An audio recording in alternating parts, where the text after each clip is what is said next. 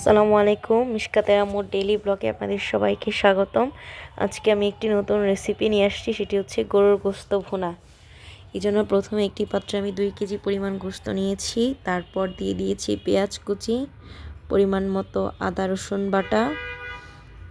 Butter পরে দিয়েছি ধনিয়া গুঁড়ো পরিমাণ মতো, তারপর হলুদ গুঁড়ো দেওয়ার পরে আমরা দিয়ে দিব বাটা জিরে, পরিমাণ মতো লবণও দিতে হবে।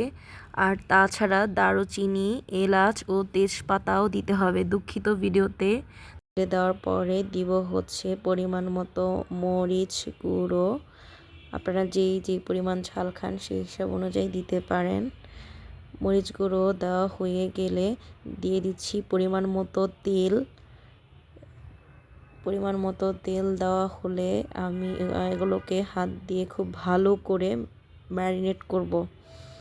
গোশত কিন্তু মাখার উপরে, সব প্রকারের মশলা মাখা এগুলোর উপরে অনেক স্বাদ নির্ভর করে।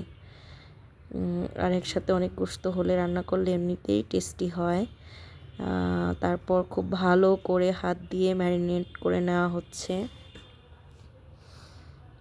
হাত দিয়ে ভালো করে মাখিয়ে সবগুলো গোশতের সাথে মশলাগুলোকে মিক্স করা হচ্ছে, যাতে প্রতিটি গোশতের সাথে খুব ভালো করে মশলা মিশে যায়। মাখানো হয়ে গেলে পরিমাণ মতো পানি দিয়ে দিব।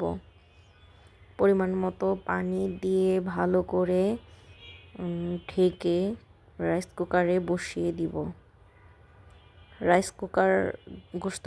কারি কুকার গোশত রান্না অনেক বেশি সহজ করে দেয়, কারণ এতে পোড়া লাগার ভয় থাকে না। আপনাদের বাসায় যদি এরকম একটা রাইস কুকার থাকে তাহলে আপনারা সহজেই গোশত রান্না করতে পারেন।